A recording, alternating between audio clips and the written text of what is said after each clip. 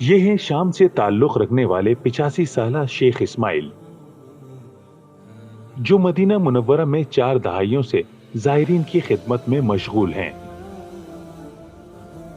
ان کے جذبہ خدمت اور ایثار سے برٹش براڈ کاسٹنگ کارپوریشن بھی متاثر ہوا اور ان پر ڈاکومنٹری نشر کی۔ حاجی اسماعیل المعروف ابو صباح نے 1982 سے مدینہ منورہ کی گلیوں کو اپنا مسکن بنا رکھا ہے، جہاں وہ زائرین کی تواضع ادرک کے قہوے اور کھجوروں سے کرتے نظر آتے ہیں۔ شیخ اسماعیل کے سامنے لگا رہتا ہے پیالیوں اور تھرماس کا ڈھیر، اور لبوں پر ورد جاری رہتا ہے۔ وہ روزانہ تقریباً 50 کے قریب تھرماس بھر کر گھر سے نکلتے ہیں۔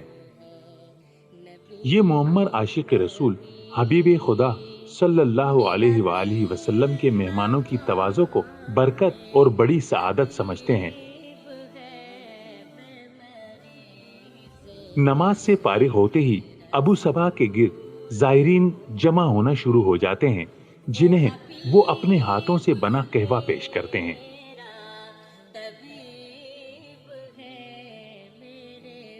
کئی بچے مدنی روایت کے اس امین کو دیکھتے دیکھتے جوان ہو چکے، مگر شہرت و ستائش سے بے نیاز بابا جی کا یہ عمل بلا تعطل جاری و ساری ہے۔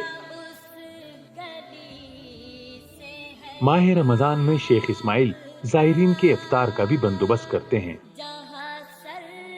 اخلاص کے پیکر ابو صباح کے ہاتھ کا بنا قہوہ پینے والوں کا دعویٰ ہے کہ ایسی لذت اور کہیں نہیں پائی۔